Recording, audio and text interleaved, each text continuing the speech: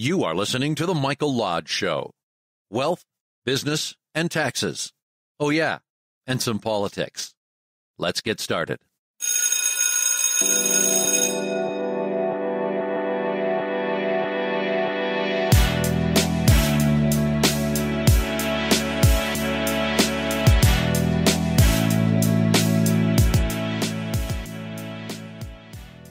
So I woke up, took my dogs out. Beautiful blue skies outside, not a cloud up there. Very seldom you see a cloudless sky in South Florida, in Palm Beach. But it's a beautiful sight. And the sunset was so beautiful.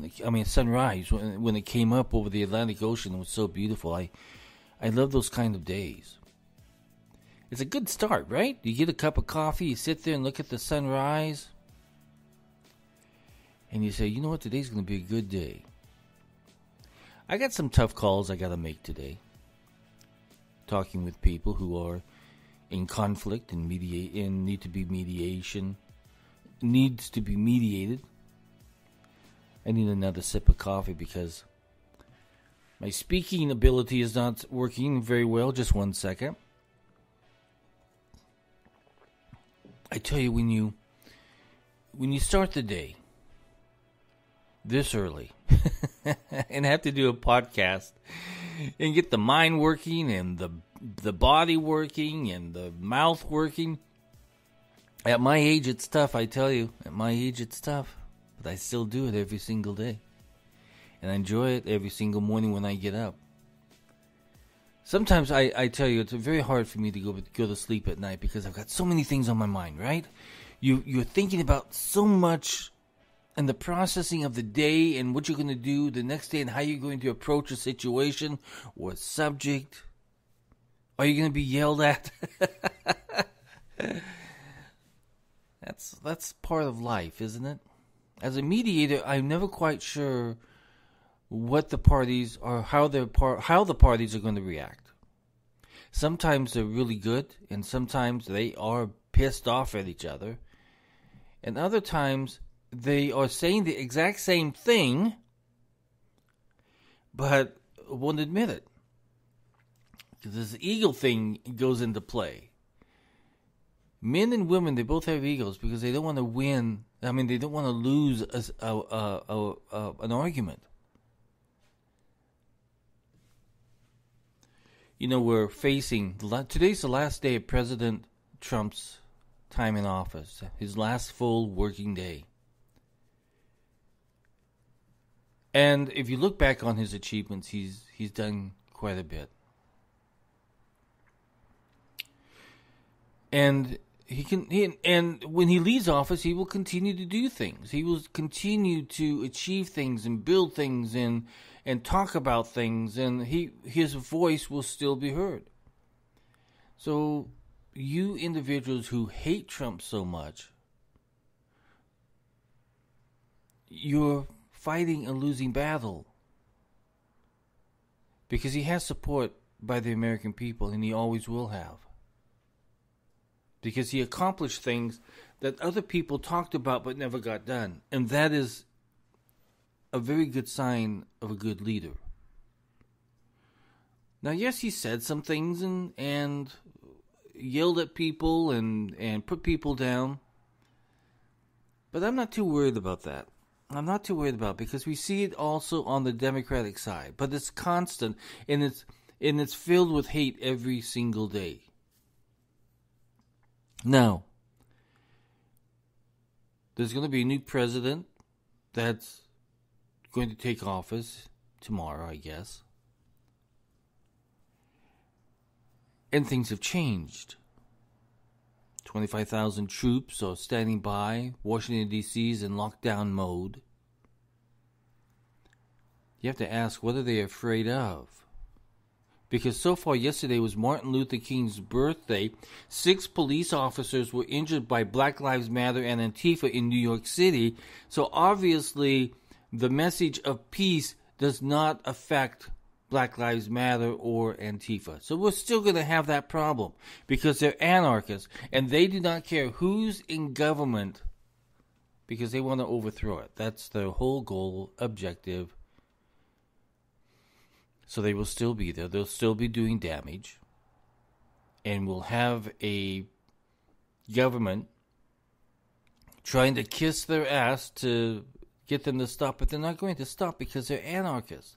And if you know anything about anarchy, is that their whole goal is to destroy. Not to build anything. They don't want to build anything. They just want to destroy. So we have that issue. So a lot of things have been said. If you look at the nastiness that is coming out of Congress and Congressman Cohen calling every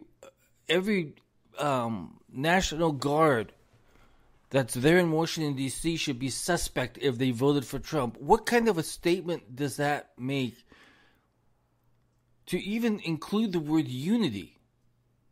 Because if you continue to hate, there will be no unity. Hate never unites. It always divides. It's always creating more hate. It never builds anything. It never creates a good society. Hate never does anything. It just keeps building more hate and more hate and more hate. And if you have members of Congress continuing to hate and continuing to push the fact that conservatives and Republicans are bad people, then there will never be any unity in this nation because of that. What we should be talking about is forgiveness.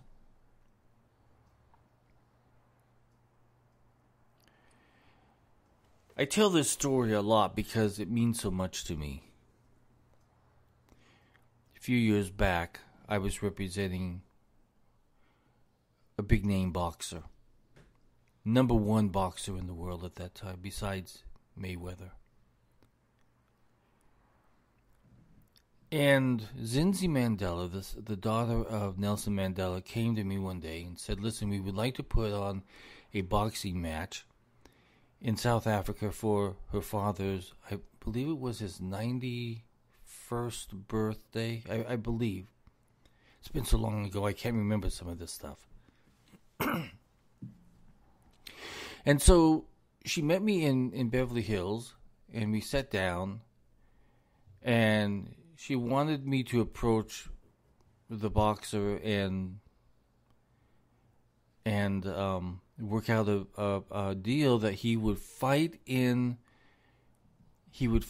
South Africa on Nelson Mandela's birthday with Floyd Mayweather. So I said, sure, I'll be more than happy to do that. And so she and I and her group, and it was just me and my business partner at that time, we all flew off to Las Vegas. And we began talking to all of the people that we needed to talk to. The promoter of the boxing, Floyd Mayweather's team, Floyd Mayweather himself. And so we had to really sit down. She dealt with Floyd Mayweather, and I dealt with the other boxer. So we were there for a whole full week. And every night we would always go down, after all of our meetings during the day, we would go down to the lounge of the hotel. And we would sit there and chat. And we talked about everything that had to do with South Africa and the family and everything else. And so one of the conversations, and she and I became good friends, and we were friends up until the very day that she passed away. In fact, the day before she passed away, because I did not know that she was in the hospital. The day that she passed away, I sent her an email, and I was wondering, why isn't she responding to my email? Because normally she responds just like that. Now she had passed away. But we sat there for a long time, and we talked about all kinds of issues. One of the questions that I asked, I said, how did you feel when Nelson Mandela was coming out of prison, and there was a big spectacle? I mean, it was a press event that you probably never see again. Nelson had been in prison for years and years and years because he was trying to fight for the African people. So, how did you feel? Zinzi, how did you feel about seeing your father walk out and going to start life all brand new after being in prison for so many years? And she says, well, when my father walked out, she said, I was ready to fight again. I was ready to go. We were going to fight. And she told her father, listen, now we can continue on. And her father said, no, calm down. Fighting is over. Now we have to bring all these people who hated us, all these people who fought against us, all of these people who attacked us, we have to bring them together. She was upset.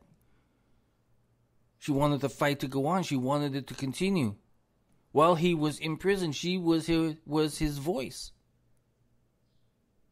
She gave great speeches.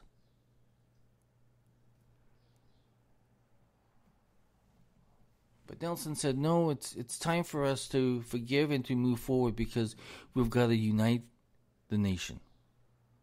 We've got to bring everybody together. Everybody who had been fighting and hated each other and bombing each other and everything else, we had to bring them together.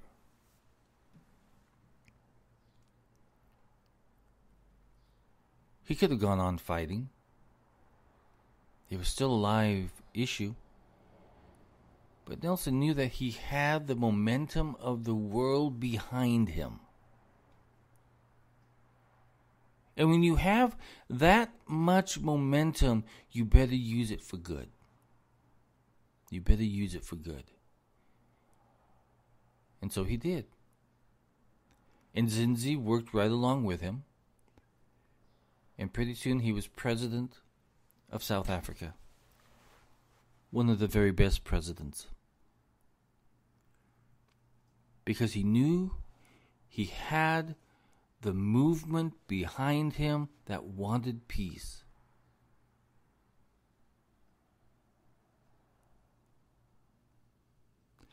Unfortunately, this president that's coming in talks about unity, but everyone that surrounds him talks about hate. That hate will be going on for another 4 years.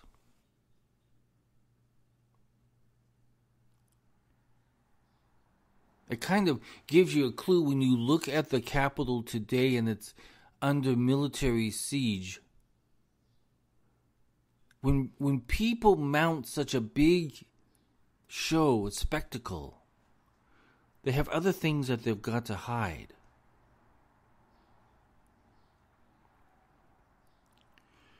This whole election has been about corruption. And now what stands in Congress and people who sit in Congress are still there and still corrupt. They have ignored the voice of the American people and they have chosen the political party and the power that they need to control the United States. And I don't care what side you're on. You can be on the left side, you can be on the right side, you can be down the middle of the road politically. You can see that this nation has become a corrupt nation.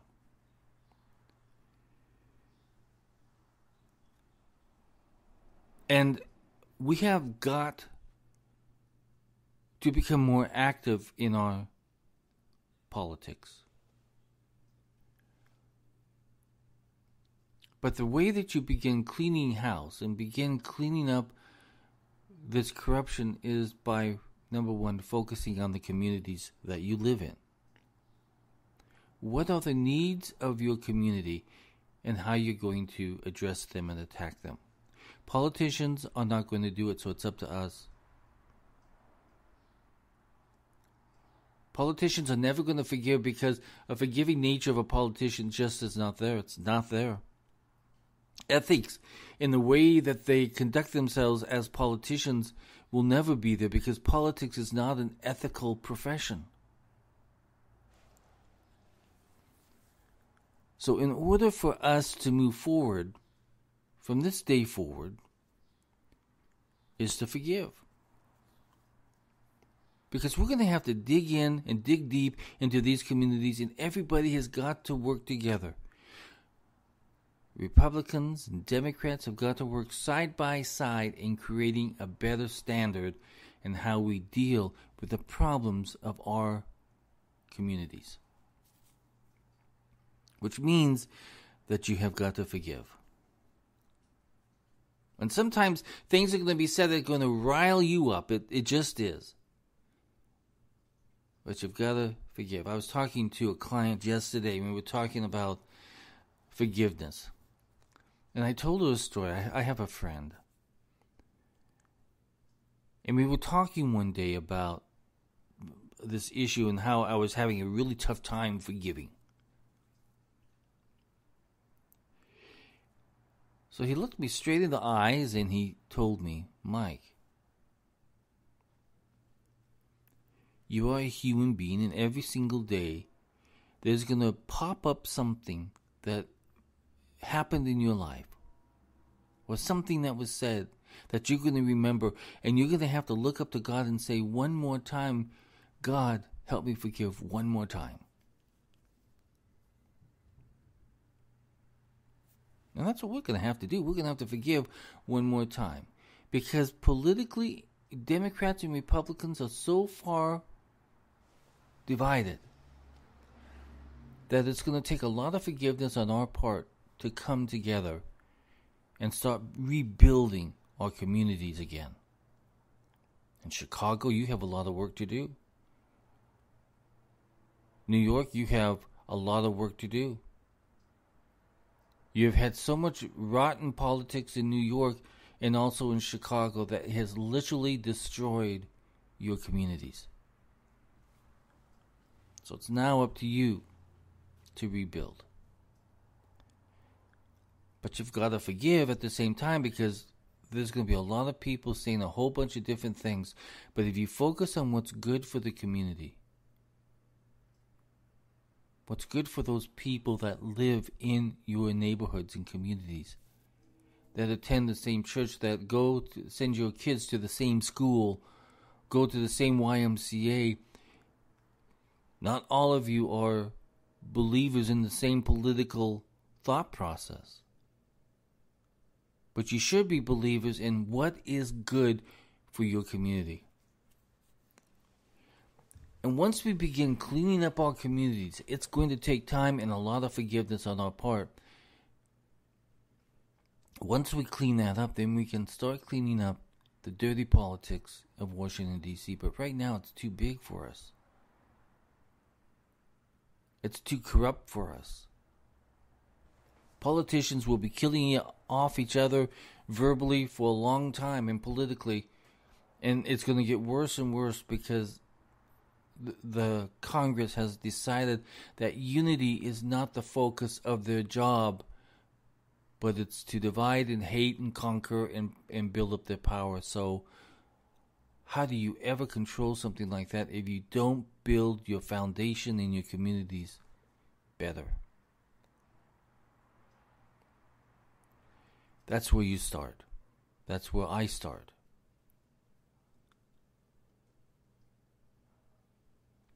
Listen, I'm a mediator, so my job is to bring people together, no matter how much they hate each other, but to bring them together and focus on what is needed to resolve a problem. And that's what has to happen in our communities. Pastors, don't let politics in your churches. Don't let it in. That's the problem. So much politics has been brought into churches that it has destroyed them. This COVID virus has destroyed church activity and the meaning of church and the meaning of God. It has been attacked severely by politicians and bureaucrats. Churches, reopen your doors. From this day forward, open your doors. Let the people back in. Heal. Begin the healing process. Forgive. Teach forgiveness. And you pastors have got to forgive too, because you've been so corrupted by politics and government. You have got to begin to start the healing process of yourselves and work with the community that you are in. What is your community's need? Obviously, there's a spiritual need. And there are other ways that you can help also. So Zinzi and I, we sat there and we talked about that. Talked about her life with her father and how she wanted to fight and she was ready to fight and she was a guerrilla and she was a guerrilla fighter and she was going to go out there and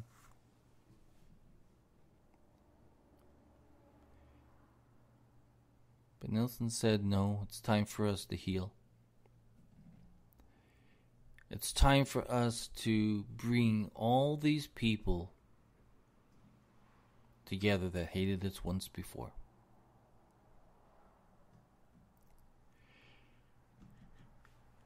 It's a good lesson. It's a good lesson to know that we have got to work on ourselves first and then bring the people that hated us and still hate us. Even to this day, you have people on social media who are hating. They're calling people names. Just wanting to do harm to them, put them on blacklists so that they're harmed job-wise and reputation-wise. And you have social media. Social media is just... I really believe that's a destruction of this world. I truly do. It's a good communication device, however, it's been corrupted by politics. As you can see, every time something goes into a business or into a social media outlet or anything, if politics touches it, it becomes corrupted and it becomes hateful. So you and I, as we begin this new year, we have got to wean our ways. We have got to wean away from social media. It's doing too much harm.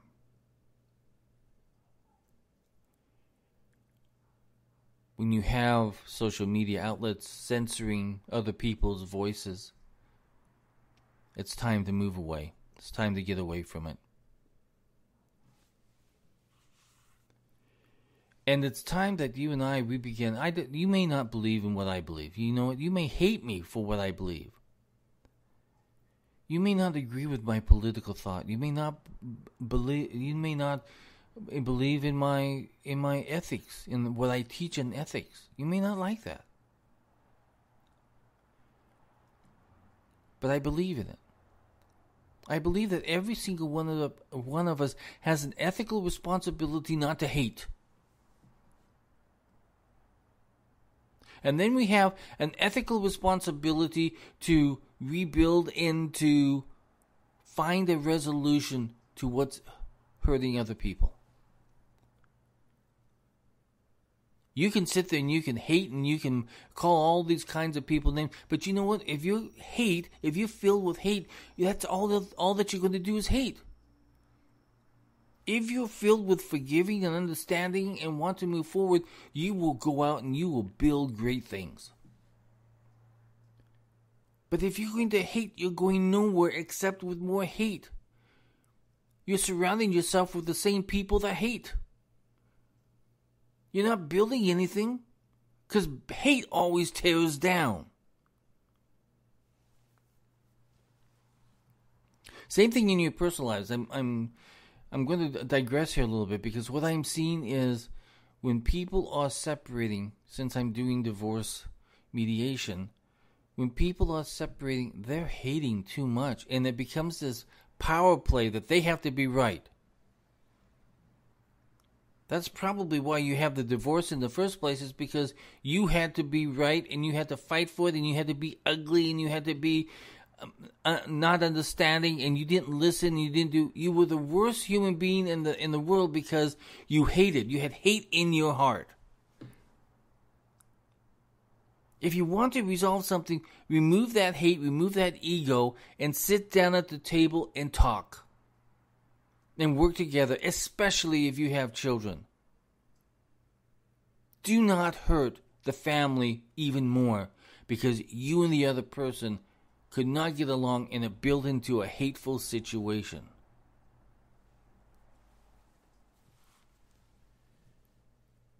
I digress, but I had to say that because I'm seeing it so much every single day. When I sit down with couples and address the issues of the divorce and what needs to happen for the children, there's I gotta beat that person. I gotta beat her. I gotta beat him. I gotta win this point. I gotta do this. On little tiny, simple little things, you are putting up so much walls that you cannot move forward because you're so bullheaded and so egotistical that you can't even resolve a simple issue. Because your hate has built up so much that now you're not thinking logically, you're thinking emotionally, and emotionally thinking people always fail when they've got hate involved in their life.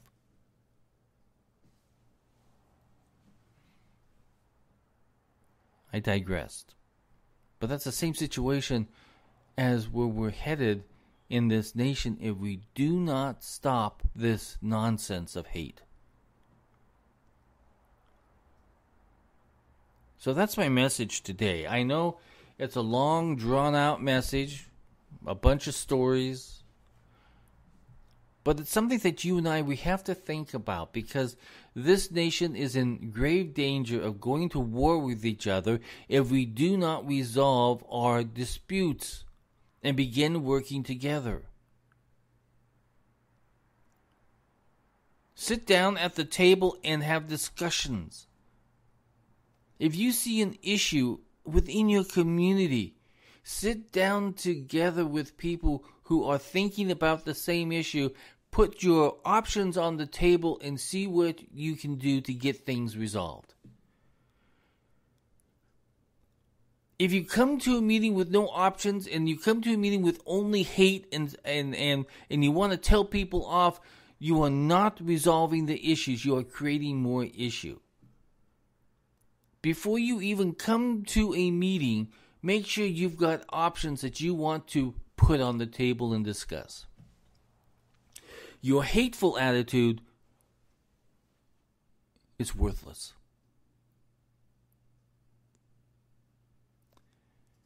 So we as Americans, we have a lot of work to do. You and I, we have a lot of work to do. If you want to talk about subjects that your community needs to work on, I really want to hear from you. I want to hear your story. And we'll talk about it. And we'll talk with other people about it. But I want to hear your story. I want to hear your ideas. I want to see what you want to put on the table to make a difference in your life and in your community. I want to hear those stories. So I want you to send me a text. 818-252 5682. If it's a long one, send me an email at info at lodge-co.com.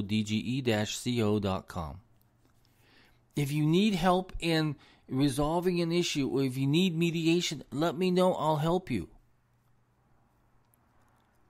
But let's not go on fighting all the time. Let's not go on hating all the time because it's not doing any bit of good. So if you need my help, I'll be more than willing to help. My helping hand is outreached. So again, tell me, I want to hear from you, the listener. I want to know what you feel needs to happen within your community. I don't care about national politics. Forget about that.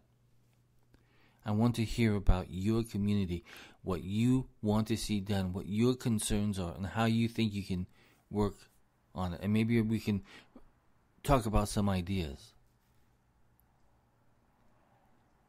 This is how we get things rolling. This is how we get the ball rolling and get things done. So I'm opening up a table here. I'm opening up a table of conversation and discussion. And if I need to mediate something with another party, I'll be more than happy to do it for you. But I want to see good options on the table.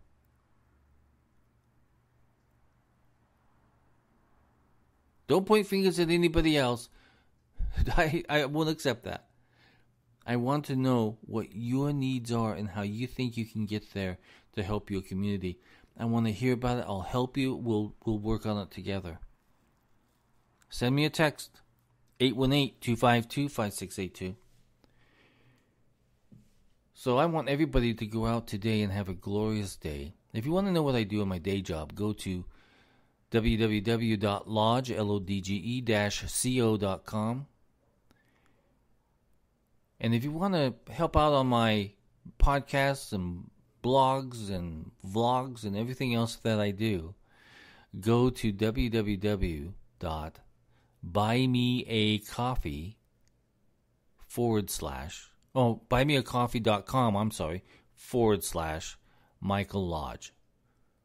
Again, I'll say that again because I really goofed it up, huh? buymeacoffee.com/Michael Lodge, all together. Everybody go out and have a great day.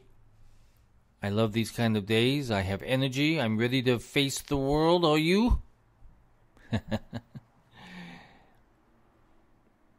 This is Mike Lodge. I'll talk with you soon. Bye-bye.